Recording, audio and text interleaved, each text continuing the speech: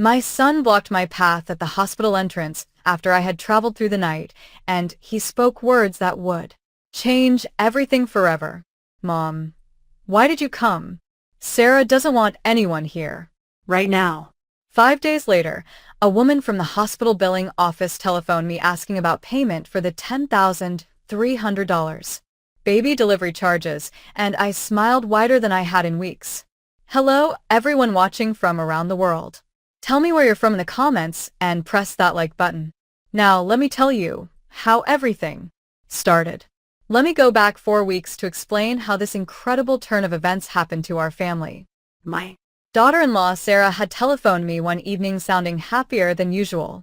Margaret, the baby will arrive very soon and we really want you here with us. You'll be the most wonderful grandmother ever. Something felt strange when she suddenly started being extra sweet to me after 6 years of keeping her distance from me. After being married to my son Thomas for all those years, she had never shown this much warmth before. But my excitement about becoming a grandmother blinded me completely. At age 67, I had waited so long for this special moment since Thomas told me about the pregnancy 9 months before. My home is in Seattle. Their home is in Miami. 16 hours of driving through different states and time zones. I filled my suitcase with beautiful clothes, purchased wonderful presents for the baby, and even booked myself into an expensive hotel near the medical center. This was going to be the greatest week of my entire life. The journey was incredibly difficult. My legs hurt from being in the car so long, but each passing hour meant I was getting closer to holding my grandchild. I only stopped twice for gasoline and bathroom breaks, teleoning Thomas 3 times to ask if anything was happening yet. Each time, Sarah answered instead of him, speaking kindly and telling me to be careful on the roads and that everyone was excited to see me. When my car finally reached the hospital parking area at 3 o'clock on Wednesday morning, tired but thrilled, I felt like I had accomplished something amazing. the Nurse at the baby floor desk informed me Sarah was having the baby in room 218. I Almost ran down that long hallway, my heart beating fast with happiness. then I saw Thomas standing outside the delivery area looking worried instead of happy. The second he noticed me approaching, his expression transformed. Not happiness, not welcome something, more like fear and confusion. Mom, what brings you here? Those words felt like someone had hit me hard. What do you mean by that? Sarah invited me. She called and told me you both wanted me present for the birth. Thomas's eyes moved quickly toward the room door, then returned to looking at me. He appeared like someone stuck between two terrible choices. She decided against having visitors after all. She changed her mind about people being here during this private time. But Thomas, I drove 16 hours without stopping. I'm standing right here now. I'm not asking to go inside the delivery room, just wanting to be close when my grandchild comes into the world. I understand that, Mom. But Sarah feels very strongly about keeping things quiet. You know, she gets upset easily. And her doctor warned that stress might cause problems with the delivery. Something about how he spoke told me this wasn't Sarah's sudden decision. This felt organized, planned out, but I was too exhausted and too shocked to argue in a hospital hallway. Fine, said with a quiet voice. I'll Return to my hotel and wait for you to call me. Thomas looked relieved immediately, which proved my suspicion that I was being deliberately pushed away from my own family. Thank you for understanding, Mom. I'll telephone you the moment the baby is born. I promise. I stayed in that hotel room for the next 9 hours, looking at my telephone constantly. When Thomas finally called at 11 o'clock on Thursday morning, his voice sounded tired but joyful. Mom, he's arrived. Oliver Thomas Harrison, 7 pounds 5. Oziroma. He's absolutely beautiful. That's wonderful, sweetheart. When am I allowed to meet him? Another long pause on the phone. Sarah's extremely tired right Now, Mom. The delivery took a long time and was really hard on her. Maybe let us have a couple of days to adjust to everything. I felt like I was begging for permission to see my own grandchild. Thomas, I'm his grandmother. I traveled 16 hours to be here for this moment. I Know that, and we really appreciate it, but Sarah needs time to rest and recover. You understand that, right? no. I didn't understand at all. But I said yes because what other choice did I have? I remained in that hotel room for 2 additional days, eating food delivered to my room and watching boring television shows while my son and his wife spent time with my grandchild in a hospital just 4 miles away from where I sat alone. Saturday morning arrived and passed with no telephone call from anyone. I finally got in my car and drove to the hospital myself, determined to at least look at my grandson through the nursery glass. That's when I learned they had already gone home with the baby. I called Thomas right away, feeling angry and hurt. You brought the baby home without even informing me about it. Mom Sarah really wanted to be in her own house in her comfortable space. She's been very nervous about germs and having people around the baby. I'm not just any person, Thomas. I'm your mother. I'm Oliver's grandmother, who drove across the entire country to see him. I know that completely. Listen, maybe next month after things calm down and settle into a routine next month. I Had traveled 16 hours to meet my grandchild and was being told to wait another month. That's the moment I made. A decision that would transform everything that happened after. I ended the telephone call, packed all my belongings, and drove all the way back to Seattle. If they wanted to keep me away from Oliver's birth, that was fine. But they were about to discover that choices have real consequences that hurt. Monday afternoon, my telephone rang with a number I didn't recognize. The screen showed Miami General Hospital. Hello, is this Margaret Harrison speaking? Yes, that's me. We're calling about some paperwork problems regarding the birth of Oliver Thomas Harrison. The insurance company rejected the claim, and we need to talk about payment options for the delivery charges. My heart started racing, but not because I was worried, because of something that felt much better than worry. I apologize, but I believe there's been some kind of mistake here. I'm not the person responsible for paying that bill. Our computer records list you as the financial guarantor for Sarah Harrison's delivery expenses. And that's the moment I understood exactly what my dear daughter-in-law had been planning while I was driving across multiple states to be present for my grandson's arrival into the world. Excuse me, ma'am, but according to what we have here, you signed financial responsibility documents for Mrs. Sarah Harrison's delivery and hospital stay. I sat down slowly in my kitchen chair, my thoughts moving quickly. When exactly were these documents signed by someone? Let me look that up for you. It shows right here that the documents were submitted through our online system on December 8th at 10:32 in the evening. December 8th, the night I was driving through the middle of empty Kansas, probably around when I stopped for coffee near Wichita. I had been on the highway for 9 hours, exhausted and concentrated on reaching Miami safely before my grandson arrived. And how were these documents submitted to you? Electronically through our patient portal system. The signature on file appears to be yours, Mrs. Harrison. The Puzzle pieces were connecting in my mind in a way that made me feel sick. While I was gripping my steering wheel through a terrible rainstorm on Interstate 40, desperate to reach Miami before Oliver was born, Sarah was creating fake signatures on financial documents using my name. I need to look at these documents myself. Can you send them to My email address? Of course. What email should I use for sending them? 25? Minutes later, I was looking at papers on my computer screen that made my blood feel hot with anger.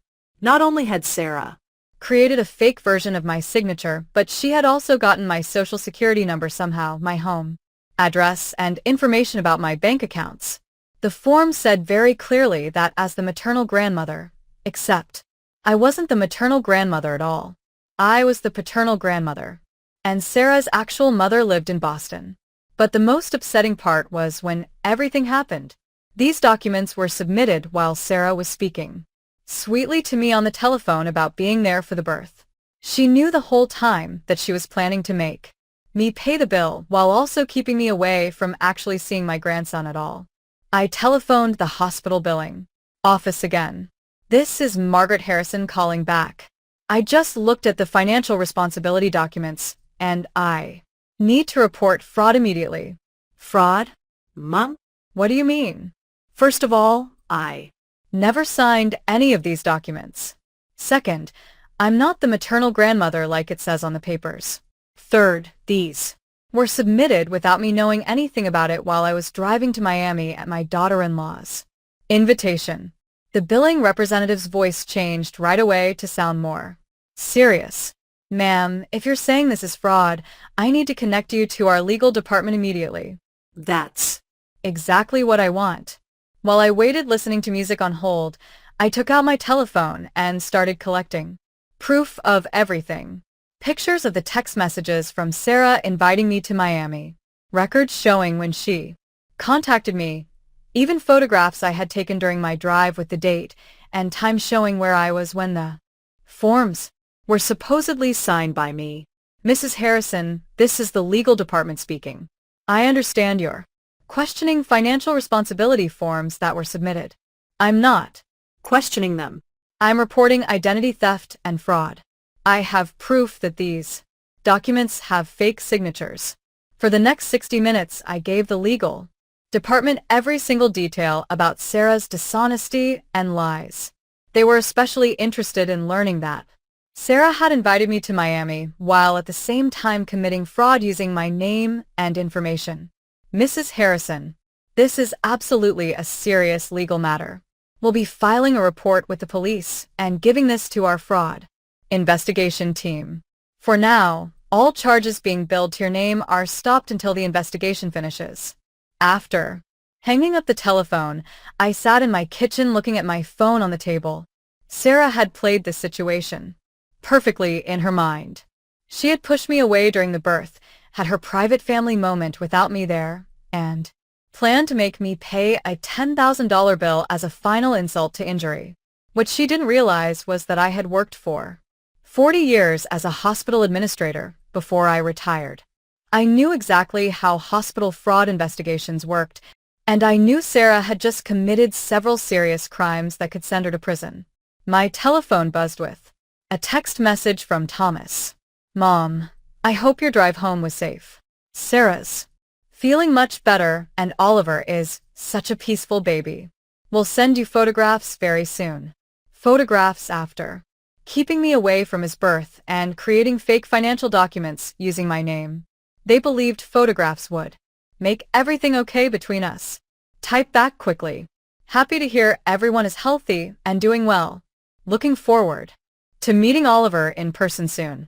What I didn't tell him was that I had just spent the whole afternoon making sure that Sarah's fraud would be completely investigated by both the hospital and the local police department. Sometimes The best revenge is simply allowing people to experience the consequences of their own bad choices and actions. Wednesday morning brought another telephone call from Miami General Hospital. Mrs. Harrison, this is Detective Williams with the Miami Police Department. We've been given the job of investigating the fraud case you reported. We need to ask you several questions about what happened. Of course, Detective, I'm happy to help. However I can. Can you explain the timeline of events that led up to the document forgery that you're alleging happened? For the next 50 minutes, I gave Detective Williams a complete account of everything that had occurred. Sarah's invitation to come to Miami, the 16-hour drive I made, being turned away at the hospital entrance, the following days of being kept away from seeing my grandson, and finally discovering the fake financial responsibility documents with my forged signature. Mrs. Harrison, do you have any proof supporting your version of what happened?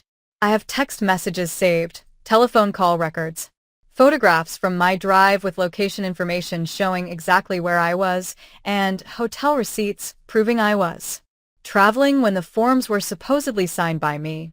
We'll need copies of everything you just mentioned. This is developing into a very clear case of identity theft and fraud. The fact that the person who did this invited you to Travel while committing crimes using your name shows this was planned ahead of time. Premeditation and planning. Sarah hadn't just made a panic decision in a stressful moment. She had organized this entire situation. Carefully. The invitation to come to Miami, the exclusion from the hospital, the fraud, all of it had been calculated. To embarrass me while making me pay their medical bills. Detective, what happens from this point forward? We'll Be getting court orders for financial records, hospital security camera footage, and computer evidence from when these fake forms were submitted. If our investigation proves what you've told me is accurate, your daughter-in-law will be facing several serious criminal charges that are felonies. After ending the call with the detective, I realized I felt lighter and more relieved than I had felt in many days. Not because I wanted Sarah to go to jail, but because finally someone was treating the situation seriously and believing me. I Wasn't being paranoid or too sensitive about things. I had been the victim of a planned crime against me. My doorbell rang that same afternoon. Through the small window in my door, I could see a woman in her 40s holding a large envelope. Margaret Harrison. Yes, that's me. I'm Linda Torres, investigator with Miami General Hospital's Fraud Prevention Department. I have some documents here for you to look at and review. She handed me the envelope and stood there while I opened it and looked inside.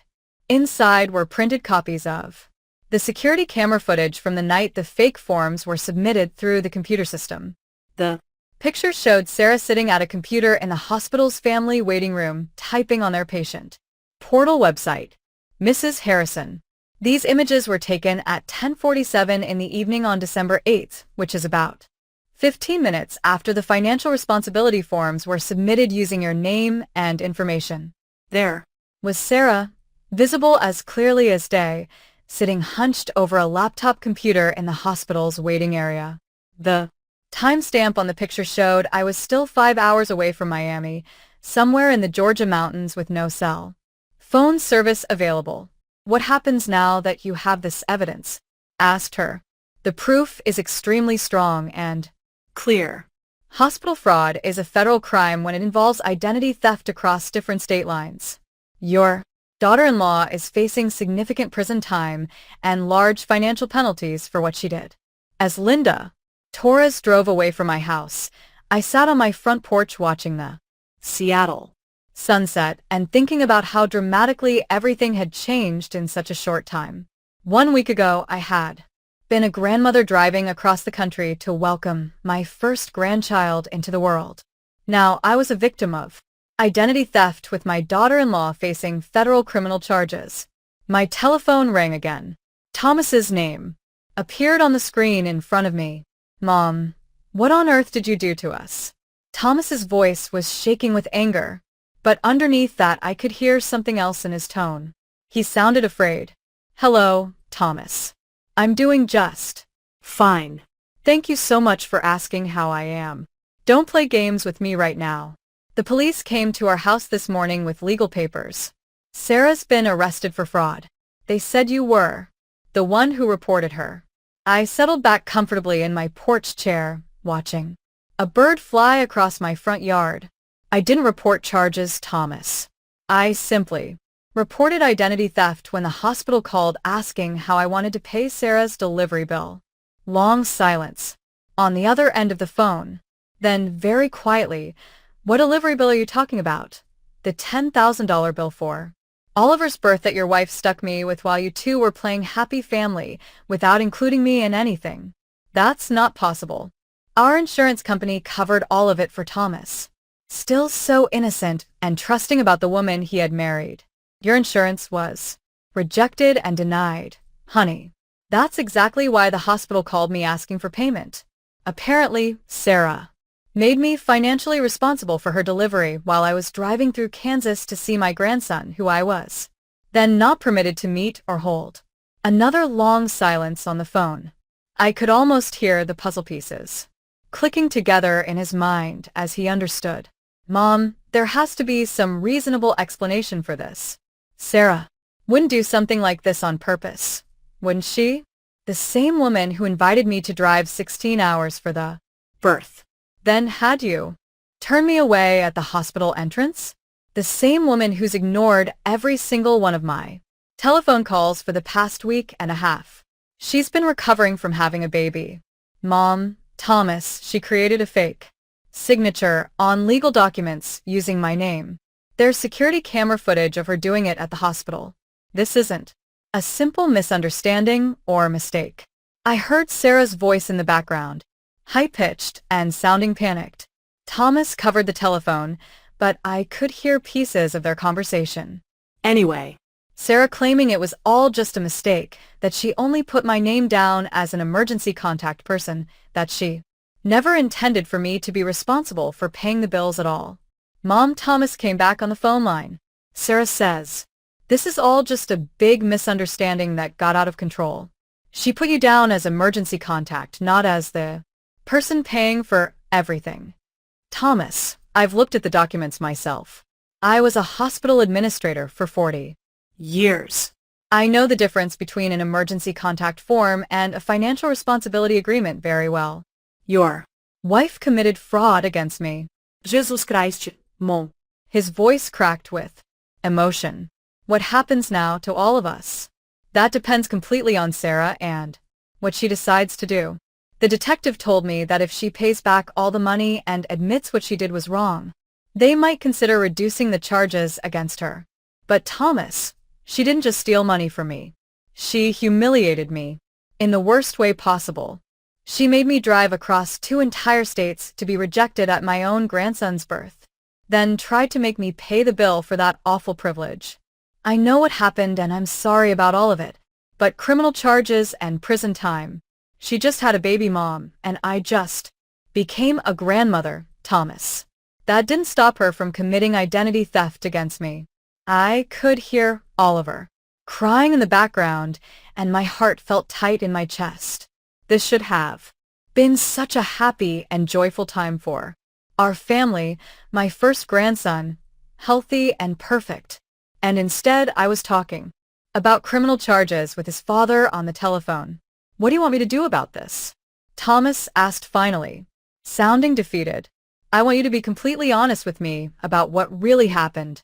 Did Sarah plan to keep me away from the birth from the very beginning?" Another pause on the phone. Then so quietly, I almost couldn't hear him speak. "Yes, she did." The confirmation hurt more than I had expected it to, even though I had already known it was true deep down. Why would she do that to me?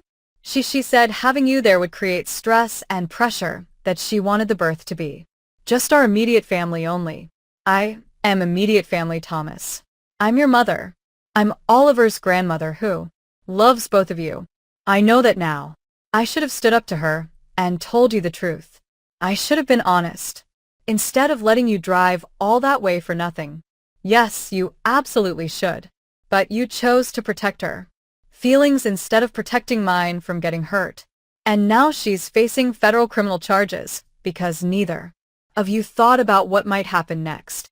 Sarah's voice got louder in the background, and suddenly she was on the telephone talking to me directly.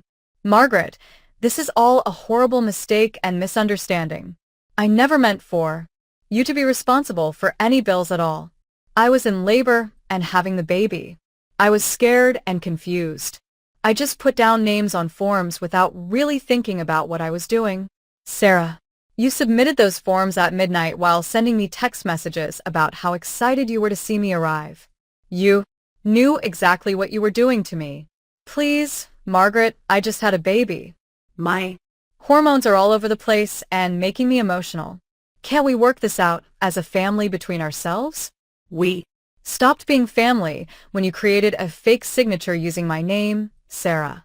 We stopped being family when you kept me away from my grandson's birth after making me drive 16 hours to get there. Now we're just 2 people on opposite sides of a criminal investigation being done by the police. You can't do this to us, Margaret. What about Oliver? do you Want him to grow up without having his mother in his life? The manipulation was breathtaking to hear. After everything she had done to me, Sarah was trying to make me look like the villain for reporting her crimes to the authorities. I want Oliver to grow up with honest parents who tell the truth. Unfortunately, that seems to be asking too much from both of you. Margaret, please listen to me. I'll pay the hospital bill myself. I'll do whatever you want me to do. Just make the charges go away. I can't make charges disappear that I didn't file in the first place. Sarah, the hospital filed the charges when they discovered the fraud you committed. The police are pursuing the case because you committed multiple serious crimes. This isn't about what I want anymore at this point. Thomas came back on the telephone to talk to me. Mom, Sarah's attorney says if you don't cooperate with the prosecution, the charges will probably be dropped and dismissed. And what exactly are you asking me to do, Thomas? Just don't testify in court. Don't provide evidence to help them. Let this whole thing go away and disappear. I closed my eyes and thought about all the years I had supported Thomas and helped him. The college tuition money I had helped pay for his education. The down payment on his first car I had given him when his credit was bad. The car loan I had co-signed for when banks wouldn't approve him a loan. The countless times I had put his needs before my own needs and wants. Thomas, your wife committed identity theft against me. She defrauded a hospital. She kept me away from my grandson's birth after manipulating me into traveling across the entire country. And now you want me to help her escape the consequences for all of that. He's family. Mom, that's what matters most. No, Thomas. Family doesn't do what Sarah did to me. Family doesn't humiliate each other and then commit crimes to cover their tracks and lies. So that's it. Then you're going to send Oliver's mother to prison and destroy our family. I'm going to tell the truth. When people ask me questions, what happens after that is up to a judge and jury to decide. I hung up the telephone and sat in the darkening evening listening to sounds of the neighborhood around me. My telephone immediately started ringing again with Thomas's name, but I turned it off completely. Tomorrow I had an appointment scheduled with the FBI agent assigned to the case, and I had a strong feeling things were about to become much more complicated than they already were. Because what I hadn't told Thomas yet was that the investigation had discovered something else about Sarah. The fraud wasn't limited to just my grandson's birth and my family. The agents had found evidence of similar schemes involving at least 4 other family members over the past 3 years of her life. Sarah Harrison wasn't just a new mother who'd made some poor decisions under stress.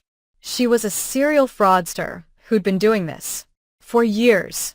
And my case was just the tip of a very large iceberg that was about to sink her completely. FBI agent Maria Lopez had the kind of calm, professional way of speaking that probably came from years of investigating financial crimes against people. She sat across from me in my living room with a thick file folder on the coffee table between us. Mrs. Harrison, I need to prepare you mentally for what we've discovered during our investigation into Sarah Harrison's activities over the past few years.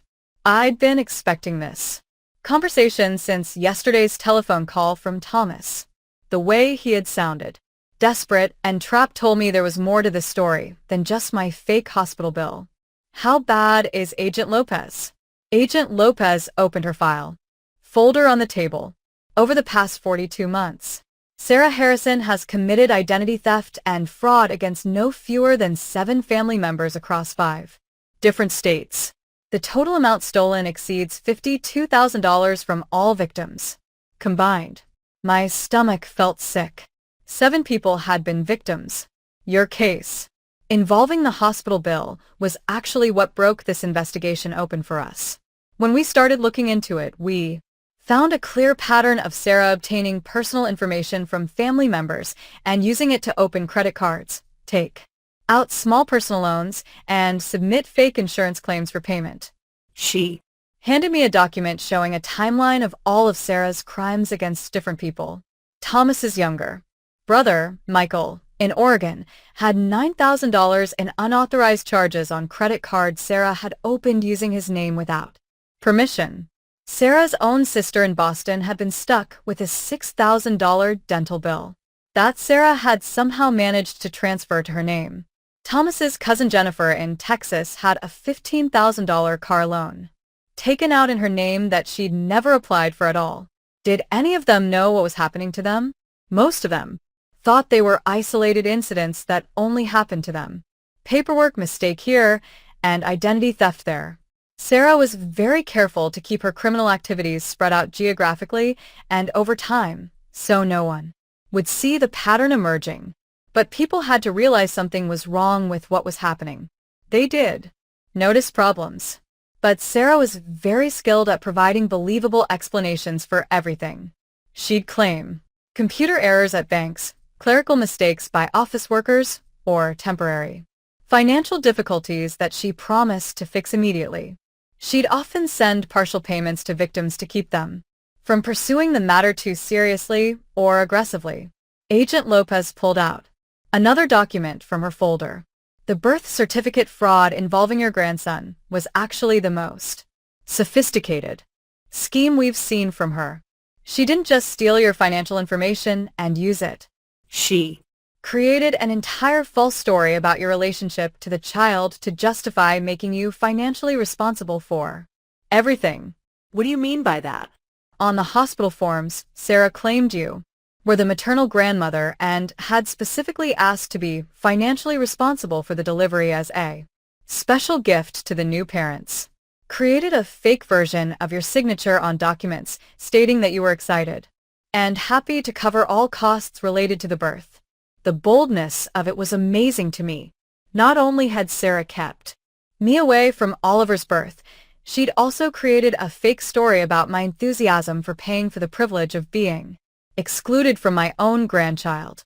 She told the hospital billing department that you were wealthy and had specifically asked to handle all expenses as your contribution to the family. That's why they called you so confidently about payment arrangements. Well, she was actually keeping me from meeting my own grandson that I traveled So far to see. Exactly correct. The cruelty of it is what makes this case particularly interesting for prosecution in court. It wasn't just financial fraud for money. It was psychological manipulation designed to cause maximum emotional damage while generating financial benefit for the person doing It. Agent Lopez closed the file and looked directly at me with serious eyes. Mrs. Harrison, I need you to understand something important. Sarah's crimes weren't impulsive decisions made under stress or pressure. This was a calculated pattern of behavior spanning years of time. She's stolen from family members who trusted her completely, destroyed relationships between people, and shown no real regret until she got caught by police. What happens now to her? She's facing federal charges that could result in 18 to 25 years in prison. The state charges for identity theft could add another 6 to 12 years on top of that. With 7 victims across multiple states and a pattern of sophisticated fraud, this is a very serious case that prosecutors take extremely seriously. My telephone had been ringing all morning long. Thomas. Calling every single hour. Sarah's mother calling from Boston. Even Thomas's brother Michael calling from Oregon. I hadn't answered any of them at all. Agent Lopez, can I ask you something that's been bothering me? Of course. How did Sarah get all this personal information about so many different family members? Social media mostly. She was very active in family Facebook groups and other websites. Birthday posts, anniversary celebrations, vacation photos. People Post their birth dates publicly, their children's full names, their anniversary dates. Sarah collected all of that information carefully and used it to answer security questions when opening accounts in other people's. She used our own family connections against us for her personal benefit. It's more common than you might think. Unfortunately, family members often have access to the kind of personal information needed for financial fraud, and they're usually the last people we suspect of doing something wrong to us. After Agent Lopez left my house, I sat in my kitchen staring at my telephone on the counter. 28 missed calls and 19 text messages, all from family members who suddenly wanted to talk to me about Sarah's misunderstanding with the hospital bill. I decided to call Michael first. He'd always been my favorite of Thomas's. siblings, and I was curious about his perspective on Sarah's crimes against him. Aunt Margaret, thank God you finally called me back. Thomas told me what's happening with Sarah and the hospital bills. This whole situation is absolutely crazy. Michael Agent Lopez told me that Sarah stole from you, too. $9,000 in credit card fraud using your name. Long silence on the phone. Then, How did you know about that happening to me? Because we're all victims of the same person, sweetheart. what? Did she? Tell you when it first happened? She said it was an accident, that she'd mistakenly used my information instead of hers when applying for a store card. She said she was embarrassed and mortified and promised to handle everything herself. She even made payments for several months, but she never paid the full amount off completely. No, she wouldn't. And when I tried to pursue it further, she got defensive and angry. She said I was trying to destroy her family over a simple paperwork error. Thomas sided with her completely, said I was being mean and vindictive toward her. Michael, that wasn't a paperwork error at all. That was identity theft, and it wasn't an isolated incident like she claimed. I spent the next 40 minutes telling Michael about the 7 victims, the pattern of fraud over years, and the sophisticated nature of Sarah's crimes against our entire family. By the end of the call, Michael was crying on the phone. I feel so stupid for believing her. Aunt Margaret, I should have reported it immediately instead of believing her lies and excuses. You trusted family, Michael. That's not stupid at all. That's normal and what families do. What are you going to do now? I'm going to testify truthfully about what happened to me when they ask. Sarah made her choices and decisions. Now she gets to live with the consequences of what she did. That evening, Thomas showed up at my front Door unexpectedly. He looked terrible, unshaven, and exhausted, holding Oliver against his chest like the baby was protecting him. Mom, we need to talk right now. I looked at my grandson for the first time, and my heart melted immediately and completely. He was absolutely perfect, tiny and peaceful, sleeping against his father's chest. This should have been the happiest moment of my entire life. Finally meeting Oliver. Instead, it was happening in the shadow of his mother's crimes against me. He's beautiful, Thomas. He really is. Mom, please. Sarah's looking at 25 years in prison. Oliver needs his mother in his life. Oliver needs honest parents who don't commit serious crimes against their own family members. She made mistakes, but she's not a terrible monster. She's scared of not having enough money for things. She grew up poor, and she panics about financial security and stability. Thomas, she stole from 7 different family members over 3 years of time. That's not panic about money. That's criminal behavior and a pattern. Please just consider not testifying against her in court. Without your cooperation, the federal case falls apart completely. I held out my arms for Oliver, and Thomas reluctantly handed him over to me. My grandson was warm and solid and absolutely perfect in every way. I'd driven 16 hours to meet him, only to be turned away at the hospital door by his criminal mother who'd committed fraud. Thomas, answer me honestly right now. Did you know what Sarah was doing? To other family members? I swear I didn't know about any of it happening. But you knew she was keeping me away from the birth while pretending I was welcome to be there. Yes, I knew that, and I should have stopped it. I should have stood up to her and protected you. You chose her over me, Thomas. You chose to protect her lies, instead of protecting me from fraud and humiliation. I love you, Mom, but she's my wife. She's the mother of my child, and I have responsibilities. I looked down at Oliver, sleeping peacefully in my arms without any idea of the complicated situation. Such an innocent little boy born into such a mess. What happens to Oliver if Sarah goes to prison for 25 years? I don't know, Mom. I can't afford childcare and work full-time at the same time. My salary barely covers the mortgage payment and basic bills. And there it was, the real reason for this unexpected visit to my house. Thomas wasn't just asking me to protect Sarah from consequences. He was asking me to solve his child care problems by allowing a federal crime to go unpunished. That Sounds like something you should have thought about before you married a criminal, Thomas. I handed Oliver back to his father and walked to my front door to open it. Mom, please don't do this to us. Good night, Thomas. Give my love to your beautiful son. As I closed the door behind them, I realized that my relationship with Thomas might never recover from this situation. But some things were more important than keeping peace in the family. Some things were worth fighting for, even when it meant standing completely alone. The courthouse steps were wet with morning rain.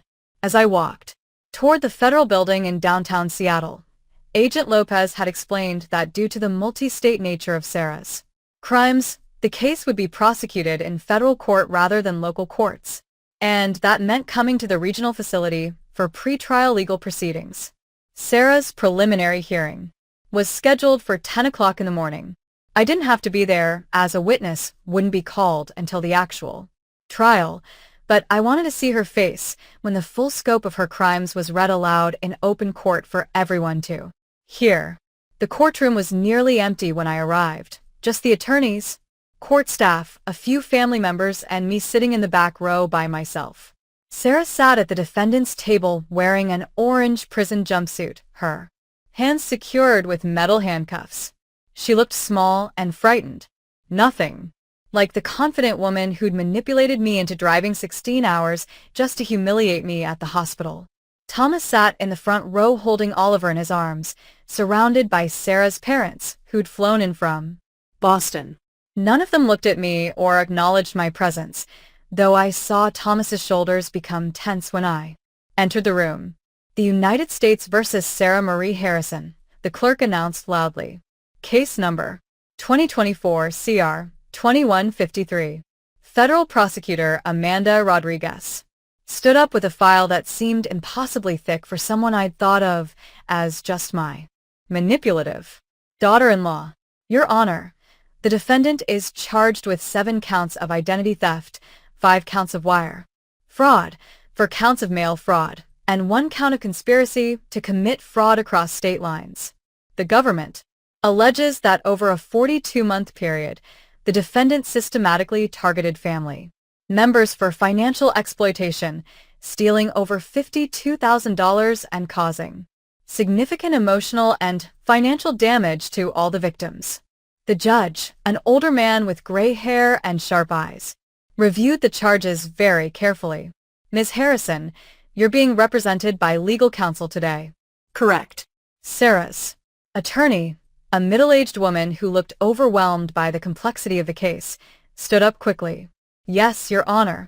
Rebecca Chun, representing the defendant in this matter. Ms. Chun, has your client been fully informed of all the charges against her? She has, Your Honor. We're entering a plea of not guilty to all charges at this time. Not guilty to everything. Even with video footage of her submitting fake documents at the hospital, Sarah was going to claim innocence. I shouldn't have been surprised by this, but somehow I still was. Your Honor, Prosecutor Rodriguez Continued speaking. The government requests that the defendant remain in custody pending trial without bail. Ms. Harrison has demonstrated a pattern of deceptive behavior toward family members, and several victims have reported receiving threatening communications since her arrest by police. Threatening communications to victims.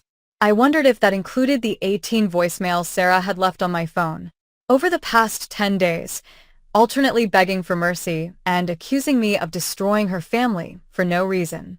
Ms. Chun, your response to this request. Your Honor, my client is a new mother with absolutely no prior criminal record. She has strong ties to the community and poses no flight risk whatsoever. We request release on her own recognizance. The prosecutor stood again to respond. Your Honor, the defendant committed identity theft against 7 family members across 5 states over 3 years. This shows sophisticated criminal planning and a willingness to exploit the people who trusted her most deeply. Additionally, The defendant's crimes against victim Margaret Harrison involved elaborate deception designed to maximize both financial damage and emotional trauma to the victim. Judge Morrison looked directly at Sarah for the first time. During the hearing, Ms. Harrison, you defrauded your husband's mother, correct? It was a misunderstanding, Your Honor. I never intended for any of this to happen. You forged her signature on legal documents while she was traveling across the country at your personal invitation to attend your child's birth. Correct. Sarah's attorney touched her arm, trying to get her to stop talking to the judge, but she continued anyway. I Was in labor, Your Honor. I wasn't thinking clearly about anything. I just needed someone to take financial responsibility, and my mother-in-law has money and resources. You excluded her from the birth after making her drive 16 hours to attend. Correct. That was a medical decision made by my doctor. My doctor recommended limiting visitors. Judge Morrison held up his hand to stop her. Ms. Harrison, you're making this situation worse for yourself. Miss Chen, please control your client immediately. The judge reviewed the case file for another few minutes while Sarah whispered urgently with her attorney at the table. Finally, he looked up at everyone. Given the sophisticated nature of these crimes, the pattern of behavior spanning multiple years, and the defendant's apparent inability to take responsibility for her actions, I'm denying bail. Ms. Harrison will remain in federal custody pending trial. Sarah burst into tears immediately, but they looked fake and calculated to me. The same kind of manipulative crying I'd watched her use on Thomas whenever she wanted something from him. Thomas stood up suddenly from the gallery where he sat. Your Honor, she just had a baby. Our son needs his mother in his life. Sir, please sit down immediately. This is not the appropriate time for outbursts in my courtroom. But, Your Honor, please listen.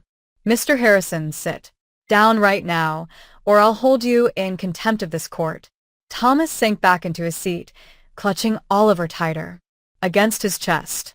Sarah's mother was openly crying and weeping. Her father sat completely stone-faced, staring at his daughter like he was seeing her clearly for the first time in his life. As the court officers led Sarah away through the side door, she turned and looked directly at me with intense eyes. For a moment, I saw something in her expression that wasn't manipulation or self-pity anymore. It was pure hatred, directed at me. After the hearing ended, I walked out of the courthouse and sat on a bench across the street, watching Thomas's family emerge from the building. They stood on the courthouse steps for several minutes, probably, arguing about what to do next and where to go. Finally, Sarah's parents got in their car and drove away without saying goodbye to Thomas or Oliver. My telephone buzzed with a text message from an unknown number. I hope you're proud of yourself for what you've done. You destroyed my daughter's entire life. It was from Sarah's mother, apparently. I deleted the message without responding to it. Another text came immediately after the first one. Oliver will grow up without his mother because of your vindictiveness and selfishness. I turned off my telephone completely and drove home thinking about the word vindictiveness. Was it vindictive to report crimes committed against me? Was it vindictive to refuse to help criminals escape consequences for their deliberate actions?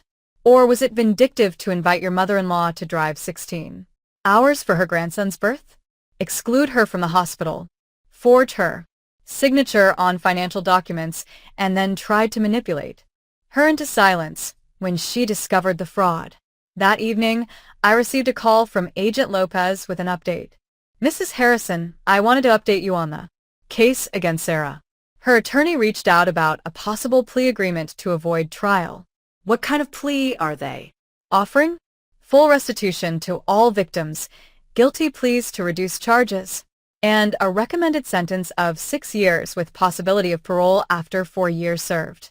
What do you think about that offer? Honestly, I think she should seriously consider taking it.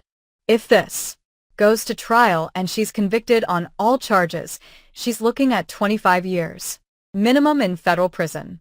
But the decision isn't mine to make alone.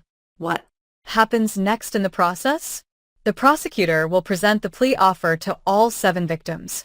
If everyone agrees to accept it, Sarah can avoid trial. If anyone objects to the deal, we proceed to full prosecution in court. After hanging up with Agent Lopez, I walk through my house thinking about the difference between justice and mercy. Sarah had systematically stolen from family members who trusted her completely. She'd manipulated me into one of the most humiliating experiences of my entire life. She'd shown no genuine remorse until she got caught by police.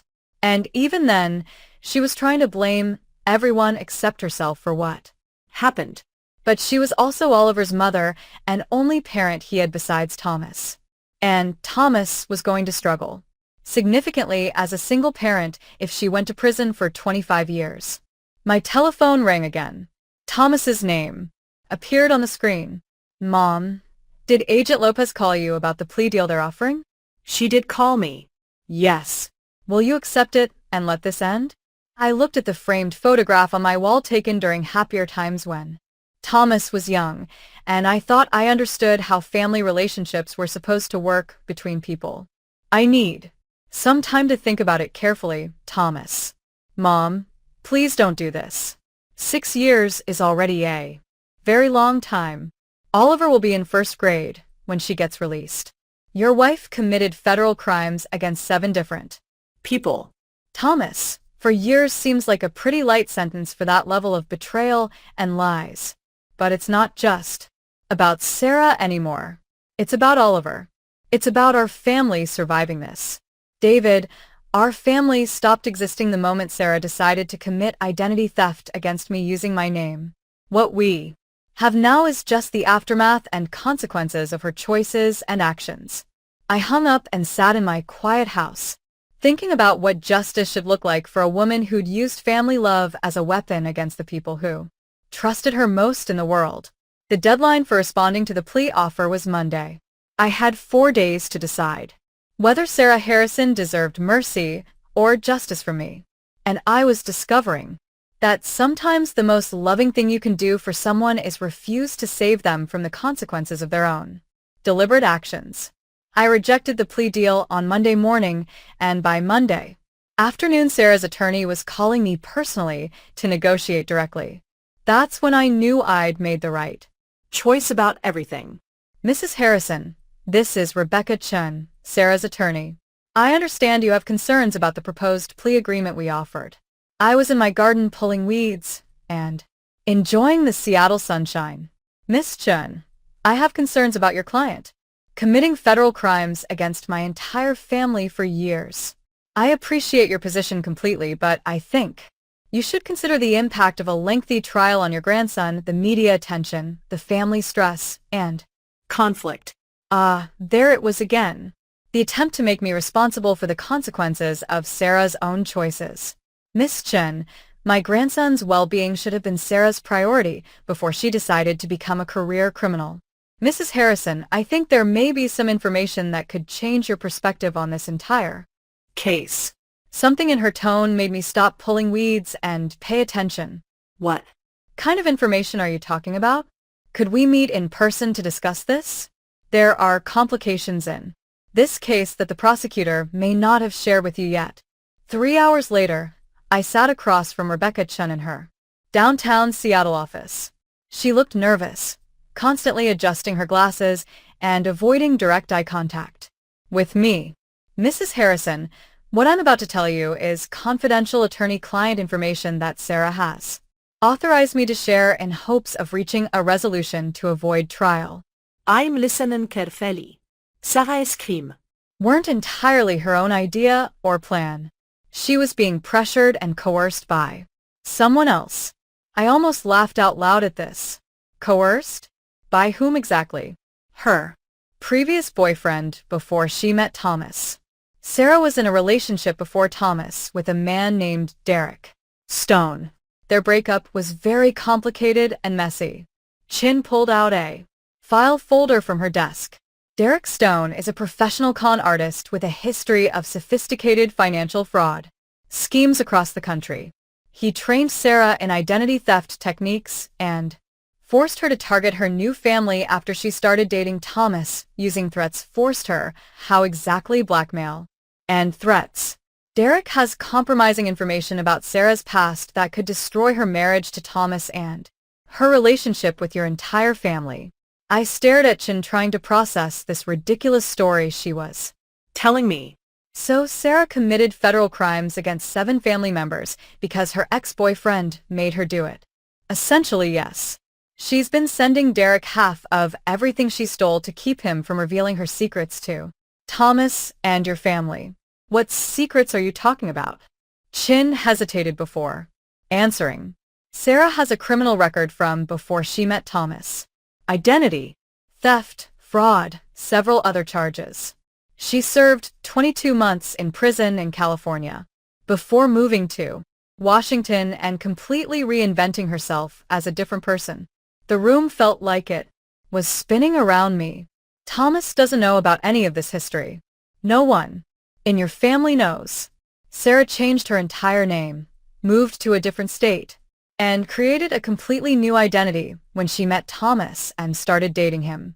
Derek discovered her new life and has been exploiting her ever since then. I sat back in my chair, my mind racing with thoughts. If this was actually true, it meant Sarah wasn't just a desperate new mother who'd made bad decisions. She was a career criminal with an extensive history of fraud who'd lied about her entire identity to marry my son. Miss Chin, why are you telling me all this information? Because Sarah is terrified that if this goes to trial, Derek will surface as a witness and reveal everything about her past. She's more afraid of Thomas discovering her real identity than she is of going to prison for her crimes. And you think this information should make me more sympathetic to her situation? I think it explains why she made the choices she did. Sarah isn't the master criminal the prosecutor is portraying her as. She's a victim herself of Derek's manipulation. I stood up and gathered my purse to leave. Miss Chin, let me see if I understand this correctly. Your client is a convicted felon who lied about her entire identity, married my son under completely false pretenses, committed crimes against his family while being blackmailed by her criminal ex-boyfriend. And you think this makes her more sympathetic and deserving of mercy? Mrs. Harrison, please. The only thing this information tells me is that Sarah is a more sophisticated criminal than I even realized, and that my son has been living with a complete stranger for 6 years. Please just consider what I've told you. I'm considering calling Thomas immediately to warn him that he's married to a convicted felon who's been lying about everything. Chun stood up, quickly looking panicked. Mrs. Harrison, that would violate attorney-client privilege. I shared this information in strict confidence. You shared it hoping I'd feel sorry for your client and change my mind. Instead, you've convinced me that she's even more dangerous than I originally thought. I walked toward the door, then turned back to face her. Miss Chin, when this goes to trial, make sure the prosecutor knows about Derek Stone. If Sarah's been sending stolen money to a known criminal, that's another federal crime she's committed. Mrs. Harrison, please listen. Good day, Miss Chin. I drove home in a complete daze. Sarah wasn't just my daughter-in-law who'd made bad decisions under pressure. She was a career criminal who'd infiltrated my family under false pretenses and lies. Thomas had absolutely no idea who he'd really married. Oliver had been born to a woman who'd been lying about her identity since before she met his father. My telephone was ringing when I walked in my front door. Thomas's name on the screen again. Mom, Sarah's attorney said you met with her today and rejected everything. I did meet with her. Yes. He said you're still refusing the plea deal completely. That's correct, Thomas. Mom, please. Sarah's already facing 6 years in prison. How is that not enough punishment? I sat down at my kitchen table and stared at the photograph of Thomas's college graduation. Back when I thought I understood who my family was and what we meant to each other. Thomas, did Sarah ever tell you about her life before she moved to Washington? Of course she did. She grew up in California, went to a college there, worked in customer service before we met. Why are you asking? Did she ever mention being in a relationship before you? Silence on the phone. Then what are you talking about, Mom? Did she ever mention having a criminal record from California? Mom, what the hell is going on right now? Thomas, I think you need to sit down and you might want to arrange for someone to watch Oliver while we have this conversation. As I prepared to completely destroy my son's understanding of his wife and the mother of his child, I realized that Sarah's crimes against me were just the beginning of everything. The real crime was what she'd done to Thomas, building their entire relationship on an elaborate lie that was about to come crashing down around both of them. Thomas's silence on the telephone stretched so long I thought the call had disconnected. Thomas, are you still there with me? A criminal record. His voice was barely audible, just a whisper. Mom, what are you talking about right now? Sarah served 22 months in prison in California for identity theft and fraud before she moved to Washington and met you. That's completely Impossible. I would have known about something that serious. She changed her entire name and created a brand new identity. Thomas, her attorney told me this afternoon. She's not who you think she is at all. I heard Oliver making sounds in the background and Thomas's voice became muffled as he tried to comfort his son while processing the shocking information that his wife was a complete stranger. Mom, how do you know this is true? How can this possibly be real? Her attorney told me she's been blackmailed by her ex-boyfriend, a man named Derek Stone, who's also a professional criminal. She's been stealing from our family and sending half the money to him to keep him quiet about her past and real identity. The sounds in the background stopped, and I could hear Thomas moving around, probably going somewhere private to continue our conversation. Jesus Christ. Mom, are you absolutely sure about this? Thomas, I need you to listen to me very carefully right now. Sarah has been lying to you about absolutely everything. Since the day you met her. Her background, her family situation, her reasons for moving to Washington, all of it is lies. But I met her parents multiple times. I've talked to her sister on the phone. Did you really? Or did you meet people she introduced as her parents and sister without verifying anything? Another long pause on the telephone. I could practically hear Thomas's entire world crashing down around him. Mom, what am I supposed to do with this information now? You need to protect yourself and Oliver immediately. If Sarah has been living under a false identity, there could be serious financial implications. Legal problems you don't know about. Immigration issues. Mom, Thomas, you don't know who she really is at all. You have no idea what other secret she's been hiding from you for 6 years. I need to confront her about this immediately. She's in federal custody, Thomas. You can't just show up and demand answers from her. Then I need to hire my own attorney separate from her. I need to find out what else she's lied about in our relationship. That's probably a very good idea for your protection. Mom, if this is all true, if she's been lying about absolutely everything, then Oliver and I are both victims of her fraud just like you. Yes, you absolutely are victims. She made me complicit in excluding you from Oliver's birth. She made me choose sides between my wife and my mother when I should have been protecting both of you from her. Lies and manipulation. Thomas, you couldn't have known what she was really doing. But I should have questioned things when she insisted you couldn't be at the hospital. When she kept making excuses for why you couldn't visit us, I should have realized something was seriously wrong with the situation. I heard the pain and regret in his voice and wished I could take it away from him. But Thomas needed to understand the complete scope of what Sarah had done to our entire family. There's something else you should know, Thomas. What else could there possibly be? According to her attorney, Sarah is more afraid of you discovering her real past than she is of going to prison for 25 years. She'd rather serve decades in prison than have you know who she really is. Well, it's too late for that now, isn't it, Thomas? I want you to think about something very carefully. If Sarah has been stealing from family members and sending money to her ex-boyfriend, what else has she been lying about? Your finances together, your legal status as a married couple, Oliver's paternity. Mom, don't say that. I can't even think about that possibility right now. I know. It's horrible to consider, but you need to think about all possibilities. You need to protect yourself and Oliver from whatever else might come out. After hanging up with Thomas, I sat in my quiet house thinking about how many lives Sarah had completely destroyed with her lies. Not just the 7 family members she'd stolen money from, but Thomas, who'd married a complete stranger. Oliver, who'd been born into a web of deception and lies, and even Sarah's fake family, who'd been playing roles in her elaborate fiction for years. My telephone rang again with a different number. Agent Lopez calling. Mrs. Harrison, I just got some very interesting information from Sarah's attorney.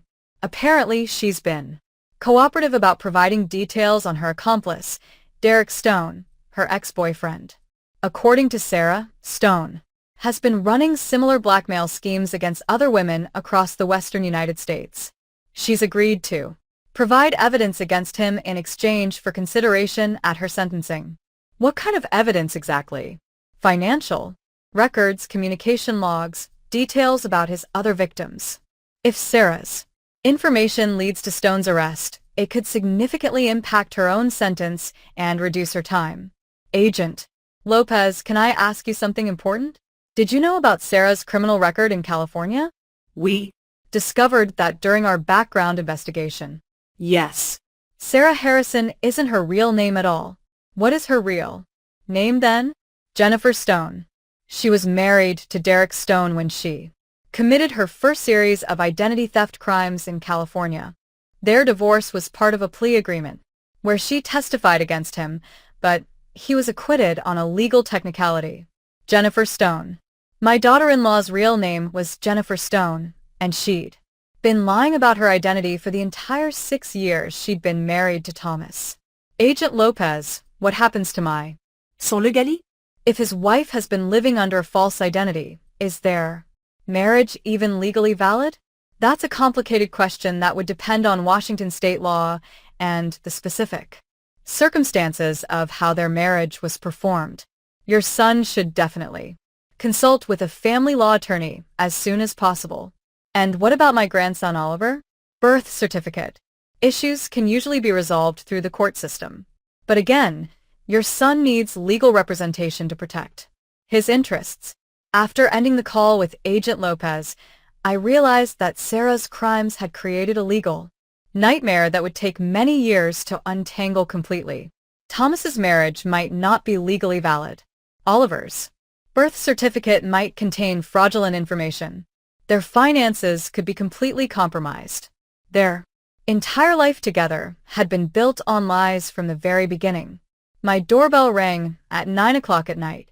Through the small window, I could see Thomas standing on my front porch holding Oliver and a large overnight bag. Thomas, what are you doing here this late? Mom, can Oliver and I stay here night? I can't be in that house right now. Everything in it reminds me of the lies she told me every single day. I opened the door wide and wrapped my son and grandson in the biggest hug I'd given in many months. Of course you can. Stay here for as long as you need to. As I helped Thomas settle Oliver in my guest bedroom, I realized that Sarah's attempt to destroy our family had actually brought Thomas and me closer together than we'd been in years.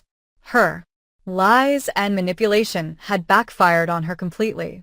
But I also knew that the worst revelations were probably still to come.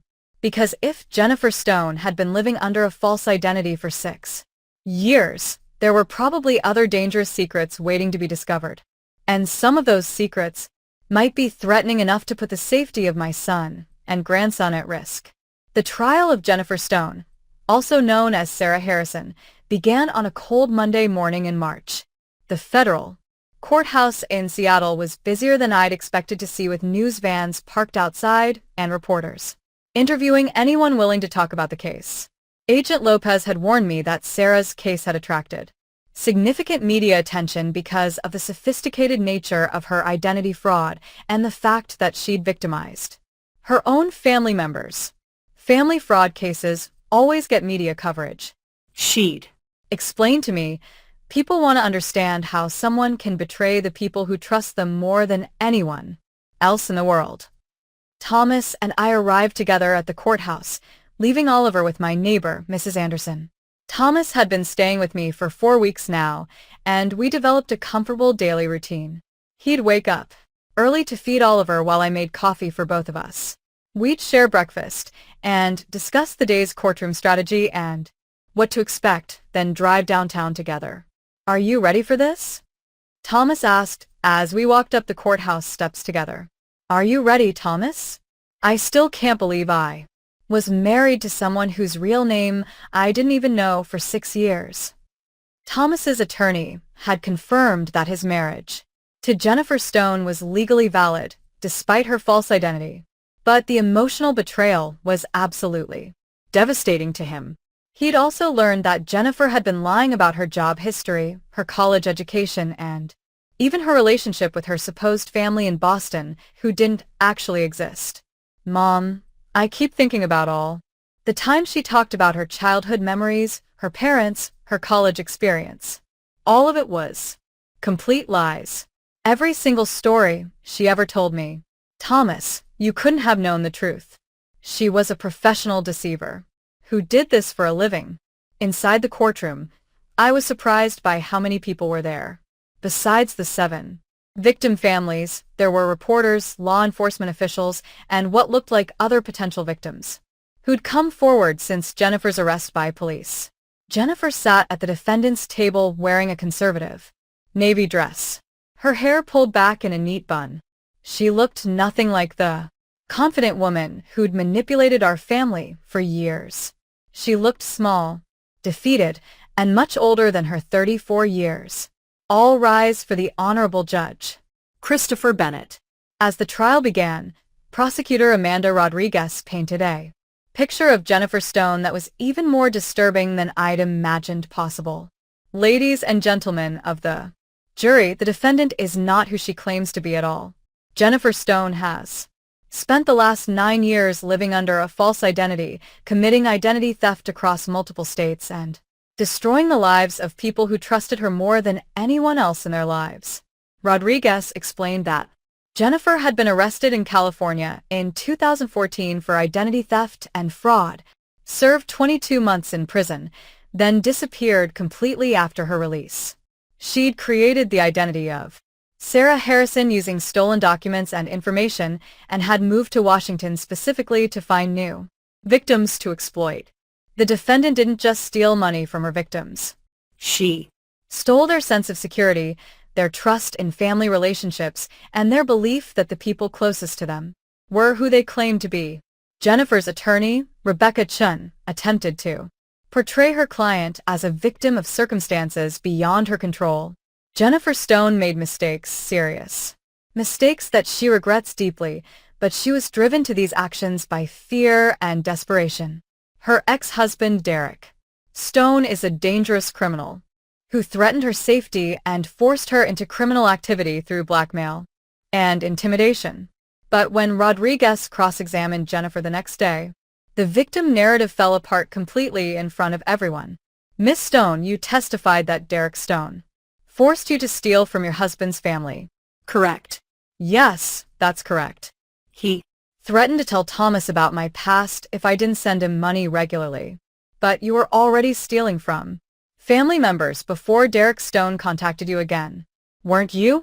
Jennifer hesitated, looking uncomfortable. I don't know what you mean by that. I'm referring to the credit card fraud you committed against Thomas's brother, Michael Harrison. In February 2022, Derek Stone didn't contact you until May 2022, according to your own testimony. Jennifer's face went completely pale. That was different from the other situations. That was a mistake I made. A mistake, Miss Stone. You opened 5 credit cards in Michael Harrison's name, spent $9,000 and made no payments for 7 months. that Was a mistake. I was going to pay it all back eventually, just like you were going to pay back the $10,000 hospital bill you fraudulently assigned to Margaret Harrison. Correct. I was in labor having a baby. Wasn't thinking clearly about anything at that moment. Rodriguez pulled out a document from her folder. Miss Stone, this is a transcript of your telephone call with Margaret Harrison 4 days before you gave birth, inviting her to drive from Seattle to Miami for the delivery. Did Derek Stone force you to make that telephone call? No, he didn't. But did Derek Stone force you to exclude Margaret Harrison from the hospital after she drove 16 hours to be there for her grandson? No. But you. Don't understand. Did Derek Stone force you to forge Margaret Harrison's signature on financial documents while she was traveling to see her grandson? No, he didn't force me to do that. But You don't understand the pressure I was under from him. Rodriguez walked closer to the witness stand where Jennifer sat. Miss Stone, isn't it true that you invited Margaret Harrison to Miami specifically so you could manipulate her into being financially responsible for your delivery expenses? That's not I didn't plan it exactly that way. Isn't it true that you researched Margaret Harrison's financial status before inviting her to the birth? Jennifer didn't answer the question at all. Miss Stone, we have evidence that you accessed Margaret Harrison's credit reports and bank statements 3 weeks before your son was born. Did Derek Stone force you to do that financial research on her? The courtroom was completely silent. Thomas grabbed my hand tightly, his face completely white with shock. Miss Stone, please answer the question I asked you. no, Jennifer whispered quietly. No, he didn't force me to research her finances at all. So, you planned to defraud Margaret Harrison before you ever invited her to Miami, didn't you? I thought she could afford it easily. She has money saved. Miss Stone, you planned to humiliate and defraud your husband's mother because you thought she could afford to be victimized by you. Jennifer started crying, but her tears looked fake and calculated like always. You don't understand what it's like to be scared. All the time of everything. Scared of what, Miss Stone? Being honest with your husband about who you really are and where you came from. Yes, exactly that. Scared of getting a job to pay your own bills instead of stealing. It's not that simple at all, Miss Stone. You stole from 7 family members over 3 years. You lived under a completely false identity. You excluded your mother-in-law from her grandson's birth after making her travel across 2 states, and you did all of this because you were scared of being honest with people. Is that your testimony? Yes, that's what I'm saying. Rodriguez turned to face the jury directly. Ladies and gentlemen, fear of honesty is not a legal defense for federal crimes. As Jennifer was led back to the defendant's table. She looked directly at me for the first time since the trial began. And what I saw in her eyes wasn't remorse or regret for what she'd done. It was pure hatred directed right at me. The same expression she'd worn when the court officers led her away from the preliminary hearing months ago. Jennifer Stone wasn't a victim of anything. she Wasn't a desperate mother who'd made poor choices under pressure. She was a predator who targeted my family because she thought we were easy marks to exploit. And I had a strong feeling that the worst revelations about her were still to come out in court. Friday morning of the second week of trial, Prosecutor Rodriguez called a witness I hadn't been expecting at all. Detective Sarah Kim from the California State Police. Detective Kim, can you tell the jury about your investigation into Jennifer Stone in 2014? Certainly. Miss Stone was arrested as part of a larger investigation into an identity theft ring operating throughout California and Nevada. She was one of 12 defendants in a case involving over $300,000 in fraudulent charges. Rodriguez pulled up a photograph on the large courtroom monitor. Do you recognize the man in this photograph? Yes, that's Derek Stone, Jennifer Stone's husband at the time of her arrest. He was the ringleader of the entire operation. Can you describe the nature of their criminal partnership? Derek Stone recruited vulnerable women, typically those with financial difficulties or emotional problems, and trained them specifically to commit identity theft. Jennifer was his most successful partner in the organization. I felt Thomas's hand tighten around mine even more. Jennifer hadn't been a victim of Derek Stone's manipulation at all. She'd been his criminal partner and accomplice, Detective Kim. What made Jennifer Stone particularly effective at identity theft? She had a natural ability to gain people's trust and access their personal information without them noticing. She was charming, sympathetic, and able to convince people to share details they would normally keep completely private. Details like what? Social security numbers, bank account information, credit card numbers. Jennifer would befriend elderly women, single mothers, people going through divorces, anyone who was emotionally vulnerable and easy to manipulate. She'd offer help and support while gathering all the information she needed to steal their identities. Rodriguez showed another Document to the jury. Detective Kim, this is a list of Jennifer Stone's victims from 2014. How many people did she defraud? 19 victims over a 24-month period. Total losses exceeded $112,000. 19 victims. I thought Jennifer's crimes against our family were her first attempts at fraud after prison, but she'd been a career criminal long before she ever met Thomas. Detective Kim, what happened to Derek Stone after the arrests?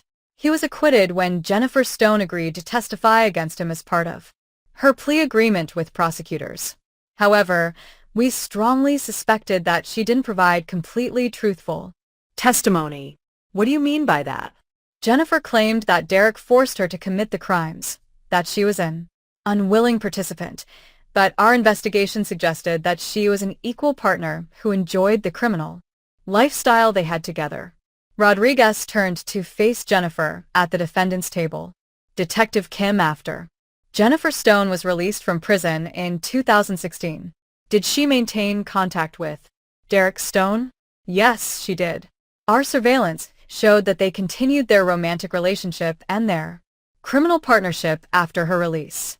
The divorce was fake, designed to help Jennifer establish a new identity in a different state. The courtroom erupted in whispers and gasps.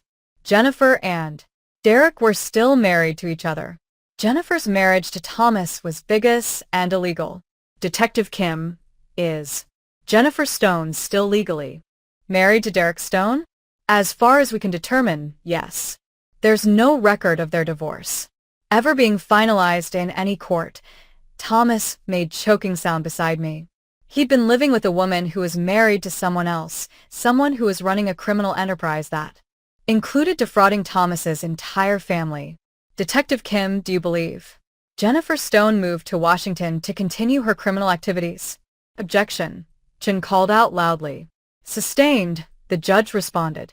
Detective Kim, based on your investigation, would you characterize Jennifer Stone as a victim or a perpetrator? Jennifer Stone is one of the most sophisticated identity thieves I've encountered in 25 years of law enforcement.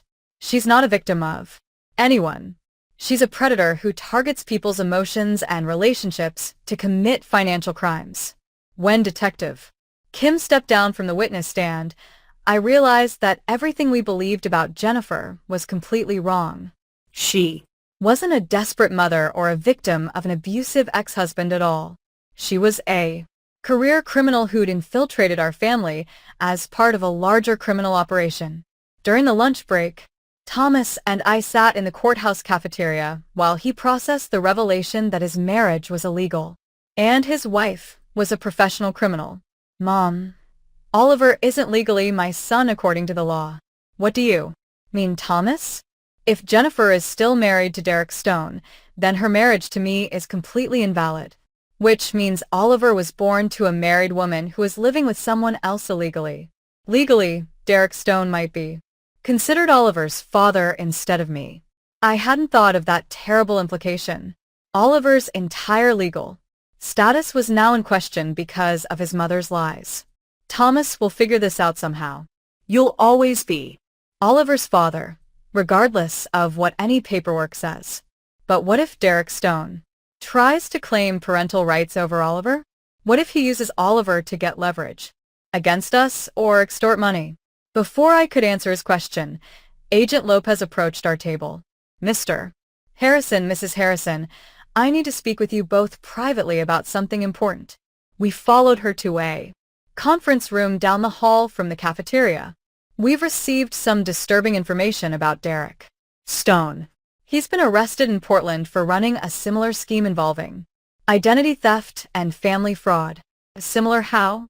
Yes. Who's been placing female accomplices in relationships with wealthy men, having them gather financial information and commit fraud against the men's families and friends? Thomas's face went completely white. Jennifer wasn't the only one doing this. No, she wasn't. We've identified at least 9 women across 6 states who were working for Derek Stone. They'd establish relationships with financially stable men, marry them or move in with them, then systematically defraud their families and friends over time. Agent Lopez, I said slowly, are you telling us that Jennifer targeted Thomas specifically because she thought our family had money? That's exactly what I'm telling you. Jennifer researched your family for many months before she moved to Washington. She knew Thomas's profession, his family connections, and your financial status before they ever met each other. Thomas put his head in his hands on the table. Our entire relationship was a lie from the beginning. She never loved me. She never wanted a family with me. It was all just a criminal operation. Thomas Agent Lopez continued. There's something else you need to know. Jennifer and Derek have been planning to disappear with Oliver after she gave birth. They wanted to take your son and use him as leverage to extort money from your family. Extort. Money? How? Kidnapping for ransom. Basically, they would have demanded payment for Oliver's safe return to you. I felt like the floor was dropping out from under me. Jennifer hadn't just committed identity theft against us. She'd planned to kidnap my grandson and hold him for ransom. Agent Lopez, where is Derek Stone now? In federal custody in Portland. He's been charged with conspiracy, identity theft, fraud, and kidnapping conspiracy. Kidnapping. Conspiracy. We found detailed plans for taking Oliver and demanding $700,000 from your family for his return. They'd researched your assets, your property values, your retirement accounts. They knew exactly how much they thought you could pay. Thomas looked up at me with tears in his eyes. Mom, they were going to kidnap Oliver and make you pay ransom for your own grandson. As we prepared to return to the courthouse for the afternoon session, I realized that Jennifer's crimes were even worse than we'd imagined possible. Hadn't just stolen money from us. She'd infiltrated our family, planned to destroy our relationships completely, and ultimately intended to kidnap Oliver and hold him for ransom. But Jennifer Stone had made one critical mistake in all her planning. She'd underestimated the grandmother she'd tried to humiliate and defraud, and now it was time for her to learn exactly how expensive that mistake was going to be for her. The final day of Jennifer Stone's trial brought a revelation that no one in the courtroom was prepared for, including me. Agent Lopez took the witness stand looking more serious than I'd ever seen her before. Agent Lopez, can you tell the jury about the evidence recovered from Derek Stone's apartment in Portland? We recovered extensive documentation of what Mr. Stone called family infiltration operations. These included detailed profiles of target families, financial research on them, and operational plans for each of his accomplices. Rodriguez handed her a thick folder. Agent Lopez, did you find documentation related to the Harrison family? Specifically, yes, we did. Derek Stone had been researching the Harrison family for over 3 years before Jennifer made contact with Thomas Harrison. 3 years before Jennifer even moved to Washington State. Yes, that's correct. The plan to target the Harrison family was developed long before Jennifer and Thomas met each other. Rodriguez walked to the evidence table and picked up a large poster board. Agent Lopez, what did Derek Stone's research reveal about the Harrison family? He identified Thomas Harrison as an ideal target because of his stable income, his lack of criminal sophistication, and what Stone characterized as exploitable family dynamics. What did Stone mean by exploitable family dynamics? Agent Lopez looked directly at me. Stone identified Margaret Harrison as what he called a high-value secondary target because of her financial assets and her emotional attachment to family relationships. I felt cold all over my body. Derek Stone hadn't just researched Thomas. He'd specifically studied me looking for ways To exploit my love for my family. Agent Lopez, what was the ultimate goal of this entire operation? According to Stone's documentation, the plan was to have Jennifer establish a relationship with Thomas, gain access to family financial information, commit systematic fraud against all family members, and then disappear with any children born during the relationship. Disappear? How? Exactly? Stone had detailed plans for staging fake deaths. Jennifer was supposed to stage her own death and Oliver's death in a car accident, then disappear with Stone and the child. Completely. This would have allowed them to collect life insurance payments while maintaining control of Oliver for future extortion schemes. The courtroom was completely silent. Jennifer had planned to fake her own death and Oliver's death, letting Thomas grieve for his supposedly deceased wife and child while she lived somewhere else with Stone and Oliver. Agent Lopez, were there life insurance policies involved? Yes, there Were. Jennifer had taken out substantial life insurance policies on herself and Oliver with Thomas as the beneficiary. The premiums were being paid with money stolen from family members. Rodriguez turned to face the jury. So Jennifer Stone was stealing from the Harrison family to pay for life insurance policies that she planned to collect fraudulently after faking her own death and kidnapping Oliver. That's absolutely correct. Thomas was trembling beside me. Jennifer hadn't just planned to steal from us. She'd planned to destroy Thomas emotionally by making him believe his wife and child were dead while she lived comfortably somewhere else with Oliver and all the insurance money. Agent Lopez, what prevented this plan from being executed? Margaret Harrison's decision to report the hospital bill fraud initiated an investigation that uncovered the entire operation before Jennifer could stage the fake deaths. Rodriguez smiled. So, Mrs. Harrison's refusal to pay a fraudulent bill saved her grandson's life and possibly her son's life as well. According to Stone's notes, if Thomas had become suspicious or uncooperative with their plans, he was also targeted for elimination. Jennifer's attorney, Chun, stood up quickly. Objection, Your Honor. This is highly prejudicial testimony. Overruled. The witness may continue. Agent Lopez pulled out another document from her folder. Derek Stone's operational notes include specific plans for making Thomas Harrison's death appear accidental if he discovered the truth about Jennifer's real identity. I grabbed Thomas's hand as the full scope of Jennifer's plan became clear. She hadn't just targeted our family for financial fraud. She'd planned to psychologically destroy Thomas, kidnap Oliver, possibly murder Thomas if necessary, and steal hundreds of thousands of dollars in the process. Agent Lopez, in your professional opinion, what would have happened to the Harrison family if Margaret Harrison had not reported the fraudulent hospital bill? Based on Stone's timeline, Jennifer would have staged her death and Oliver's death within 8 months of his Birth. Thomas would have grieved for his supposedly deceased family while Jennifer and Stone collected insurance money and prepared Oliver for future criminal operations. Agent Lopez. Stone's notes indicate that Oliver would have been raised to become part of the family infiltration operation. When he reached adulthood, he would have been trained to target wealthy families just like his mother did to your family. My grandson had been destined to become a criminal from birth, raised by people who'd kidnapped him and forced him to commit crimes against innocent families. Rodriguez turned to face Jennifer at the defendant's table. Miss Stone, do you still maintain that you were a victim forced into criminal activity by your ex-husband? Jennifer had been staring at the table throughout Agent Lopez's testimony, But now she looked up with the coldest expression I'd ever seen on anyone. "No," she said quietly. "I don't maintain that anymore. Miss Stone, do you have anything to say to the Harrison family?" Jennifer stood up, ignoring her attorney's attempts to stop her from speaking. "Yes, I do have something to say." She turned to face Thomas and me. Directly. "You people thought you were so smart, so careful, so loving and close.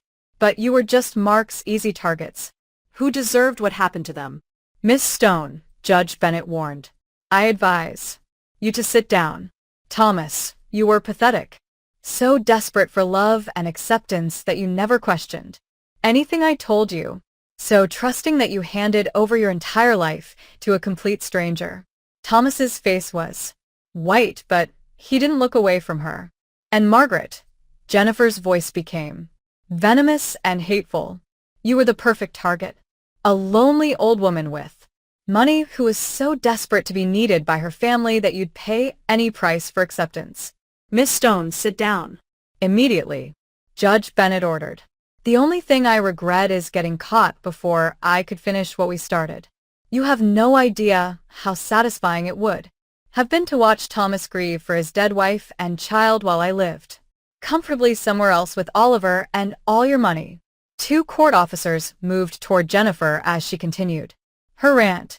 "Oliver would have grown up to be just like me, smart, ruthless, and completely unsentimental about family bonds. He would have been perfect for this work. Remove the defendant." "Immediately," Judge Bennett ordered. As the officers led Jennifer away, she called back over her shoulder, "Margaret, you may have won this round, but there are others like me out there, and you'll never feel safe again." The courtroom remained silent for several minutes after Jennifer was removed. Finally, Judge Bennett addressed the jury. "Ladies and gentlemen, you will disregard the defendant's outburst. Please base your verdict solely on the evidence presented." But everyone in that courtroom had seen who Jennifer Stone really was. Not a victim, not a desperate mother, but a calculating predator who'd viewed my family as nothing more than financial resources to be exploited. The jury deliberated for less than 4 hours. When they returned, the foreman stood and delivered the verdict on all counts of identity theft, fraud, conspiracy, and kidnapping. Conspiracy, we find the defendant guilty. Judge Bennett sentenced Jennifer Stone to 30 years in federal prison without possibility of parole. As we left the courthouse, Thomas carrying Oliver against his chest, I realized that Jennifer's plan had backfired completely. She tried to destroy our family, but her crimes had actually brought Thomas and me closer together than we'd been in many years. "Mom," Thomas said as we walked to the car. "I don't know how to thank you for what, Thomas?